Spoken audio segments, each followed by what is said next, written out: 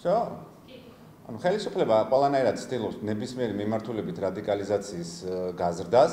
შესაბამისად, ეხა უმახლოეს მომავალ შეიძლება არ იყოს გამორიცხული ვიღაცა ადამიანს წყალქვეშა ნავით აღმოუჩინონ სახლში. ამიტომ ესეთი გადაწყვეტილებები და ესეთი ამბები კიდევ უფრო მეტად გახშირდება არჩევნებამდე და ეს რადიკალიზაციის ხელშეწყობა კიდევ უფრო გაიზრდება. ასევე აქ შესაძლებელია იყოს ის ფაქტი, რომ უბრალოდ, როდესაც რუსებმა რაღაცა ანგარიშები გამოაქვეყნეს, რომ საქართველოს გამოიყენებოდა ბრჭყალებში რაღაცა ტრანზიტისთვის, შესაბამისად შესაძლებელია უბრალოდ რუსებსაც უგორებს ეს ხელისუფლება და რუსებსაც უწევს და ამ ანგარიშებსაც უწევს ანგარიშს და თქვა რაღაც მომენტში აჩვენებს, რომ აი რაღაცას ფუნქცია აქვს და შეუძლიათ და ვითომ რაღაცებს იძიებენ. ამიტომ ესე შეგვიძლია ჩვენ შევფასდეს, მაგრამ ასევე ხელისუფლება ცდილობს რადიკალიზაციას, პროცესების სხვადასხვა მიმართულებით, ესეც ერთ-ერთი ნაწილი არის რადიკალიზაციის და უბრალოდ შეიძლება არავის არ გაუკვირდეს, რომ ვიღაცის სახში შეიძლება წყალქვეშა ნავიც იპოვონ, ან 1000 სისულელე მოიფიქრონ ამასთან დაკავშირებით.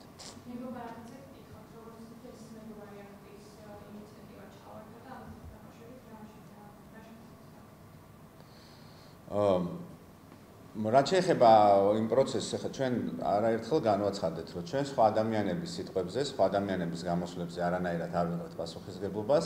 ეს არის მათი პირადი გადაწყვეტილებები, შესაბამისად პოლიტიკურად ჩვენ არავის სიტყვებზე არ ვიღებთ პასუხისგებლობას ადამიანებზე, რომლებიც გამოდიოდნენ კომისიაზე. ხა რაც შეეხება მეგობარ აქტს, ამ გადაწყვეტილებას აქვს თავისი საკანონმდებლო პროცედურა, შესაბამისად ახლა სენატში როგორი პროცედურებია და როგორ აპირებენ ისინი ამ პროცედურების წარმართვას ვერ გეტყვით და შესაბამისად ეს არის ჩვენი კომენტარი ამასთან დაკავშირებით. ხაბეიშვილზე მოგიხოთ გუშინ დააკავეს და ხაბეიშვილიდან პრესრო ხამზე იყო საუბარი 200.000 შეხედულებას თავაზობდა იმ პოლიციასთან ვინც მიეკავებინეს თავის საკითხებს შევეცდოდნენ პროცესს. ამ ქვეყანაში არის პოლიტიკური მარსაჯულება, ამ ქვეყანაში არის პოლიტიკური პროკურატურა, პოლიტიკური სუსი, პოლიტიკური სასამართლო. შესაბამისად, ამ პოლიტიკური მარსაჯულების მსხვერპლი შეიძლება აღმოჩნდეს ნებისმიერი ადამიანი.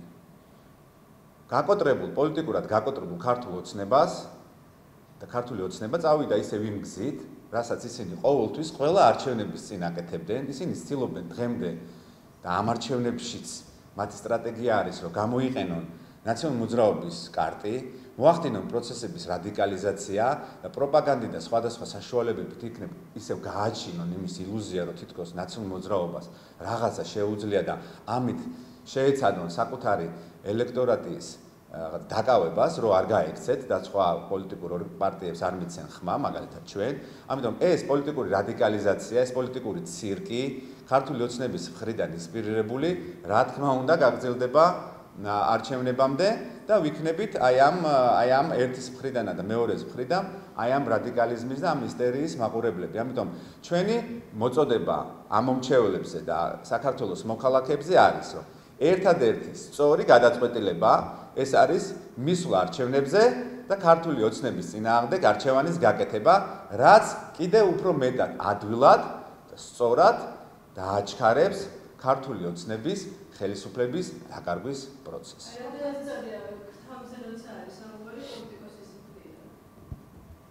გოგეუნებით ეს არის იურისტების მხრიდან შეფასების კატეგორია.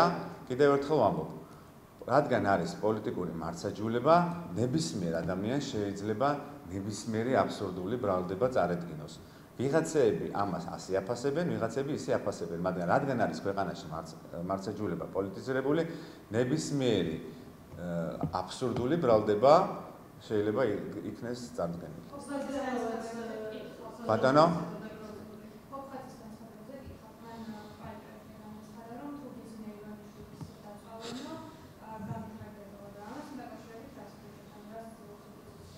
ჩვენ პოლიტიკურ გუნდს არც ერთი ადამიანის დაწვა არ გაუხარდება არასდროს. ეს არის ჩვენი პოზიცია. სხვა რანაირად შევაფასო სხვა ადამიანის სიტყვები. ჩვენ არ გაგვიხარდება სხვა ადამიანების უბედურება, მით უმეტეს მათი ტრაგიკულად სიცოცხლის დამთავრება. ასე აი ამ თემას გავგზავნოთ. ამ პოლიტიკოს ფარსუჩას გერმანიის ელჩი, რომ შიმში მოგდაო მიაკითხა კიდეცა ვისა? აი გედი ფოფაძეზე საუბარი. გერმანიის ელჩის უჯერდა მხარს და რაში? ივანიშვილის დაწვაში? ანუ ესე თქვა გერმანიის ელჩმა, რომ გედი ფოფხაძეს ხარს უჭერ იმ გამონათქვამში, რომ ივანიშვილი თუ დაიწვება, მეც გამიხარდება გედი ფოფხაძესთან ერთადო? ასე თქვა ზუსტად სიტყვით? მე ვფიქრობ, რომ გერმანიის ელჩი ამ პოზიციას სავარაუდოდ არ გაიზიარებს ამ ადამიანს. ეს არის ჩემი პირადი მოსაზრება. კი. ჯუანშერ ბურჭულაძე ყოველთვის იყო ირაკლი ღარიბაშვილის და მისი ეგრეთ წოდებული კახური კლანის მომსახურე პერსონალი. ჯუანშერ ბურჭულაძეს ირაკლი კობახიძეს დაყავდა ყველგან, სადაც ის მიდიოდა, მისი გადაწყვეტილებით მუშაობდა ის ინფრასტრუქტურაში, მისი გადაწყვეტილებით მუშაობდა ის თავდაცვის სამინისტროს მოადგილედ, მისი მოადგილე იყო.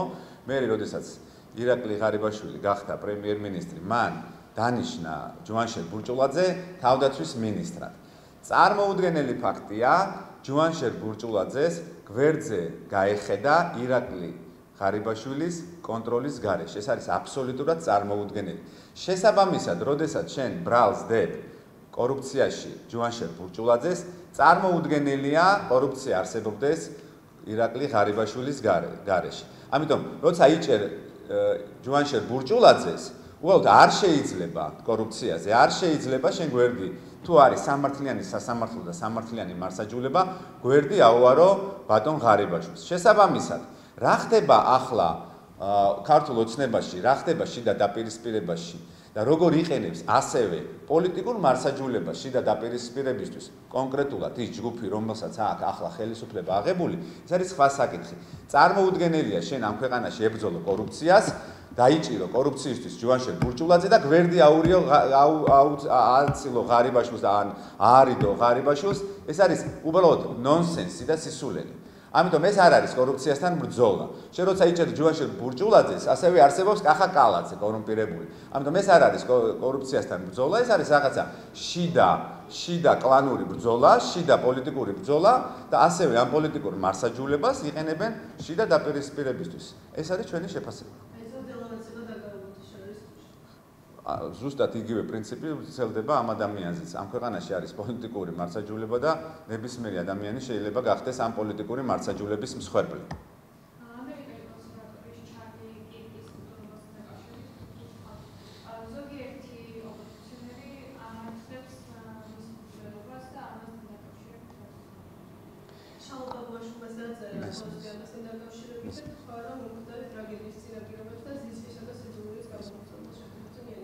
ადამიანებს, რომლებსაც უხარიათ სხვა ადამიანის ტრაგედიული დაღუპვა საკუთარი ოჯახის წევრების თვალწინ და პირდაპირ ეთერში და ამას ამართლებენ და ამაზე იცინიან, მე ამ ადამიანებს როგორც ჯამთელ ხალხს ისე ვერ აღვიქვავ. ეს არის ჩვენი და ჩემი პირადად პოზიცია. ეს არ არის ჯამთელი ადამიანის პოზიცია, ეს არის რაღაცა სხვა მანიაკალური კატეგორიები და ამას სხვაგვარად ვერ შეაფასებ, როდესაც შენ ღლიცინებ ადამიანის დაღუპვაზე საკუთარი ოჯახის წევრების თვალწინ და მრავალმილიონიანი აუდიტორიის წინაშე, ხო? იმიტომ რომ ის პირდაპირ ეთერში გადაეცემოდა და თელმა პლანეტამ ნახა. ამიტომ ამაზე სიცილი და ამით რაღაცა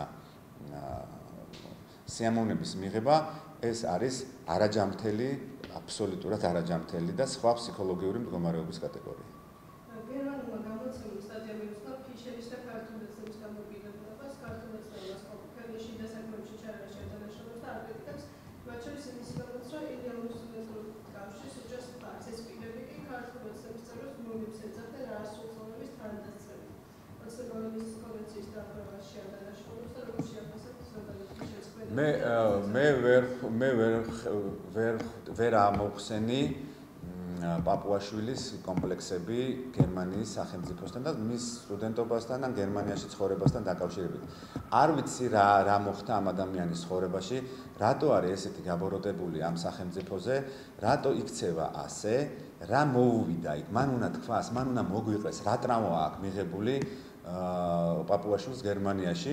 შეიძლება გაუგოთ ამ ადამიანს ადამიანურად ის გამოვიდეს და გულწრფელად მოყვეს იმ ტრამვის შესახებ, რა ტრამვაც მან მიიღო ამ ქვეყანაში. ვერ ხვდებით რა ტრამვა აქვს პაპუაშვილს მიღებული გერმანიაში და კარგი იქნება ეხლა როგორც უბრალოდ გაუხსნა საზოგადოებას ეს თავისი დარდი რაც უდევს გულში და თქვას რა შეემთხვა მას გერმანიაში, იმიტომ რომ ეს ადამიანი უკვე გადასული არის ისტერიაში შავა პაპუაშვილი გერმანიის სახელმწიფოსთან მიმართებაში და კონკრეტულად ეხლა ამოჩენებული ყავს ეს ადამიანი გვესმის რომ ფიშერის შეურაცხყოფით ის ცდილობს გერმანიის სახელმწიფოს შეურაცხყოფის მიყენებას და ზოგადად გერმანიისთვის, მაგრამ ამას რაღაცა გარდა იმ პოლიტიკური შესაბამისა რაღაცა სხვა ტრამვაც ჰქონდეს, ამიტომ კარგი იქნება თუ ან ფსიქოლოგთან ან საჯაროდ აი ამ თავის გულის ნადებს გააზიარებს და გვეტყვის რა ტრამვები აქვს მას გერმანიაში სწავლის და სხვა პერიოდში ყოფნის დროს მიღებული. ეს ძალიან საინტერესო არის სხვათა შორის. ისევ მეგობარი აქცე გკითხავთ და ეს აქტივადად სასარგებლო არის საქართველოს და როგორ შეეცეთ მის ჩავარდნას. ის ჩავარდა თუ არ ჩავარდა ეს ამის შესახებ ჩვენ არ გვაქვს ინფორმაცია. შესაძლებელია ის სხვა პროცედურულ კატეგორიაში გადავიდა და მას სხვა კანონებს ასევე ექნება რიგი თავისი სენატში. მეგობარი აქტი ეს არის იმ სენატორების და იმ პოლიტიკური წარმომადგენლების შემუშავებული აქტი, რომელსაც ისინი თვლიან, რომ ეს არის მათთვის აუცილებლად მისაღები, ის რომ ქართულმა ოცნებამ ამერიკის და საქართველოს ურთიერთობები დააზიანა, შეგნებულად დააზიანა, ის რომ საქართველოს დააზიანა საქართველოს ჭყალებში არალეგიტიმურმა ხელისუფლებამ დააზიანა ურთიერთობები ასევე ევროკავშირთან, ის რომ საქართველოს არალეგიტიმურმა ხელისუფლებამ, მთავრობამ პრობლემები შეუქმნა და კითხვის ნიშნის ქვეშ დააყენა უვიზო მიმოსვლა, ეს ამათმა გააკეთეს და გააფუჭა ეს სტრატეგიული ურთიერთობები, ეს ფაქტია. შესაბამისად, ნებისმიერი, თქვათ, ესეთი პოლიტიკური გადაწყვეტილება ამ ქვეყნის მეგობრების მათი გადმოსახედიდან მიმართულია ისევ იმისთვის, რომ ურთიერთობები აღდგეს ამ ქვეყანასთან, ოღონდ ეს ვერ აღდგება ქართულ ოცნებასთან, ეს პოლიტიკური განაცხადი არის. ამიტომ სანამ ვართ ამ პროცესში და სანამ ეს ხელისუფლება ჯერ კიდევ აი ამ მოცემულობას ფლობს, რა თქმა უნდა, ეს პრობლემა არის. პრობლემა არის ჩვენი ქვეყნისთვის, იმიტომ რომ ჩვენ ის გვაზიანებს, ჩვენს ევროინტეგრაციის გზას აზიანებს, კონსტიტუციის 78 მუხლს არღვევს და ეგოისტურად რომ მათზე არ განხორციელებულიყო პირადად სანქციები და ამის არიდებაში მათ ეხმარება ევროპის შუაგულში ყოფილი ერთ-ერთი ქვეყნის ლიდერი, რომელიცაც ასევე რაღაცნაირი ფორმებით უჭირავს ძალაუფლება და რომელიც ალბათ სავარაუდოდ მომდევნო არჩევნებში დაკარგავს ამ ხელისუფლებას, იმიტომ რომ თქვა პირადი სანქციები აცდეს ივანიშვილს და მის გუნდის წევრებს, ისინი წავიდნენ მოკლე გზაზე და ამჯობინეს რომ მოდი აი პირადად რა ყველა დაზიანდეს და საკუთარი ეგოცენტრულობიდან გამომდინარე საკუთარი თავი მაღლა დააყენებს ქვეყნის ინტერესებზე და შესაბამისად ეს ქვეყანას დააყენეს უვიზო მიმოსვლის დაკარგვის რისკის წინაშე. მადლობა.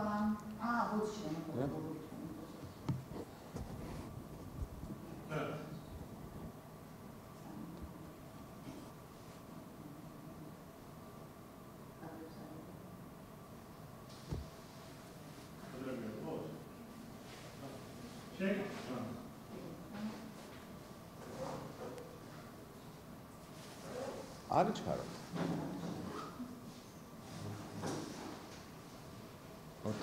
4 ოქტომბერი ხო?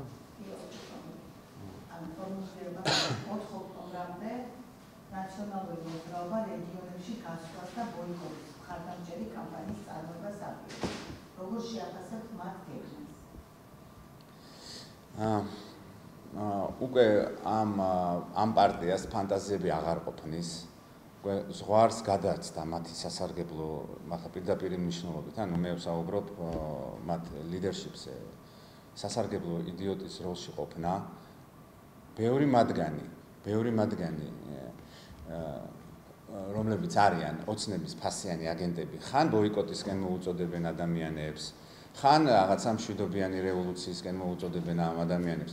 ძალიან სასაცილოები არიან, უკვე ძალიან სასაცილო მდგომარეობაში იგდებენ საკუთარ თავს და ხშირ შემთხვევაში ნაციონალური მოძრაობის ისტერია, რომელიც არის განპირობებული და რომელიც განსაკუთრებით გადმოიღრება ხოლმე ჩვენს წინააღმდეგ, არის განპირობებული იმით, რომ ნაციონალური მოძრაობის ამომრჩეველიც უკვე ხედავს მათ უნარობას, მათ რაღაც აი ამ კომიკურ მდგომარეობას და ისინი გრძნობენ ამ ფაქტს, რომ საკუთარი ამომრჩეველიც უკვე მათ უყურებს, ის ხალხი, რომელიც აქამდე მათ ხარს უჭერდა, უკვე უყურებს როგორც არასერიოზულ სასაცილო პოლიტიკურ ორგანიზაციას, რომელიც აი ყოველ დღე რაღაც ესეთ ბრიყულ დაპირებებს გაცემს, რომ ხან რევოლუციას მოაწყობენ, ხან სადღაც შევარდებიან, ხან ვიღაცას ვიმამედიშიდან გამოიხსნიან, ძალიან სასაცილო მდგომარეობაში არიან ნაციონალური მოძრაობის წარმომადგენლები და შესაბამისად ეს არასერიოზული გადაწყვეტილებები, სასაცილო გადაწყვეტილებები ზუსტად ამაზე არის დამოკიდებული. ეხა არაფერი დასამალი არ არის, რომ ამ წლების განმავლობაში ბიძინა ივანიშვილი, რადგან მან დაინახა, რომ ხელისუფლების ადვილად შენარჩუნების საშუალება იყო ნაციონალური მოძრაობის აქტუალიზება განსაკუთრებით არჩევნების წინ, ყველა არჩევნების წინ ქართული ოცნება ხელოვნურად თავისი პროპაგანდის საშუალებებით ძაბავდა სიტუაციას იმისთვის, რომ არჩევნებზე დამდგარი იყო ყოველთვის ის შედეგი, რაც დგებოდა. ამ როლს ძალიან კარგად ასრულებდა ყოველთვის ნაციონალური მოძრაობა, ბევრი მათი ლიდერი და მე არ ვამბობ ამას, სხვაებიც ამას ამბობენ და თვითონაც საუბრობენ ერთმანეთთან ბრალდებების მიმართებაში, რომ ხელისუფლებას სხვადასხვა საშუალებებით, რადგან ბიძინა ივანიშვილის სხვა მესამე პირების საშუალებებით ყოველთვის თანამშრომლობდა ნაციონალურ მოძრაობასთან. ბევრი მათგანი იღებდა სარგებელს ამ ურთიერთობით ქართულ ოცნებასთან, ზოგი ხელფასის სახით, ზოგი სხვა პრივილეგიების სახით. შესაბამისად, ეს არსად არ გამქრალა, ეს ურთიერთობები, ეს მიცემული მათზე რაღაცა მატერიალური თუ სხვა სარგებლები არსად არ გამქრალა. შესაბამისად, დღესაც ეს ბევრი ადამიანი გვევლინება ამ პარტიის ლიდერად და სხვადასხვა ზოგი საუბრობს რაღაც მშვიდობიან დამხობაზე, ზოგი საუბრობს რაღაცა ბოიკოტზე. შესაბამისად, ქართული ოცნება ძალიან კარგად იყენებს ამ ადამიანებს და ესე აპამპულავებს იმ ხალხის, იმ პოლიტიკოსებს, რომლებიც ზოგი ხან რაღაცა დამხობაზე საუბრობს, ხან ბოიკოტზე საუბრობს. ეს ყველაფერი, რასაც აკეთებს ქართული უკაცრავად ნაციონალური მოძრაობა, შედის ქართული ოცნების ინტერესში. ეს რადიკალიზაცია, საცირკო წარმოდგენები, ვითომ ხელოვნურად სიტუაციის დაძაბვა, სადაც მთავარ როლში ეს სასარგებლო იდიოტები გვევლინებიან, ეს არის ყოველთვის ქართული ოცნების ხრიკები, რომელსაც ზოგი შეგნებით, მაგრამ ზოგი შეუგნებლად ამ პროცესს მიყვებიან.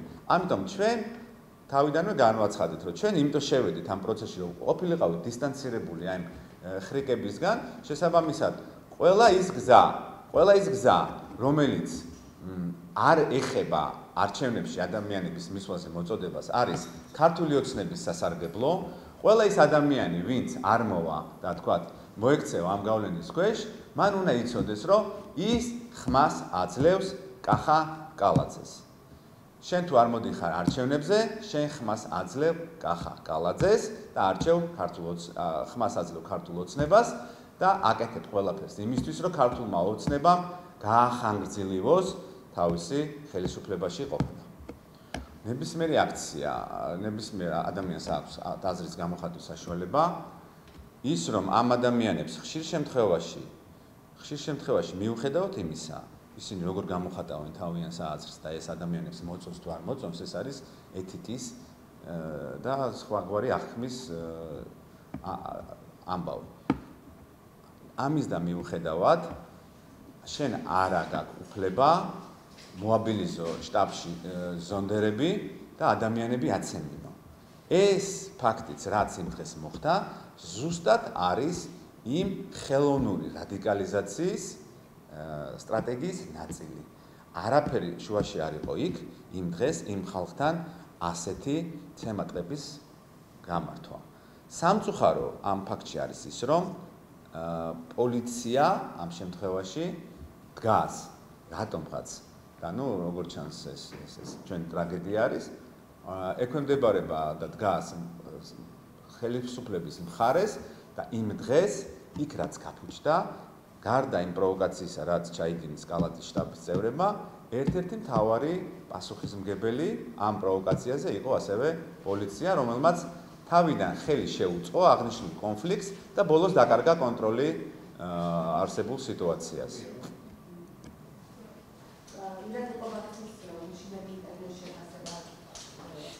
რას გულისხმობთ? ხო, გადაწყვეტილებას ჩვენ შევალთ თუ არ შევალთ პარლამენტში, ამ გადაწყვეტილებას მივიღებთ ჩვენ. ირაკლი კობახიძემ არ იცის მან ხვალ რაელის. როგორი იქნება მისი პოლიტიკური მომავალი და სად იქნება ის პირადად ის სად იქნება ხვალ. შესაბამისად მათ ვერანაირად ვერ ეცოდინება ამ ადამიანს ვერანაირად ვერ ეცოდინება რა გადაწყვეტილებას მივიღებთ ჩვენ.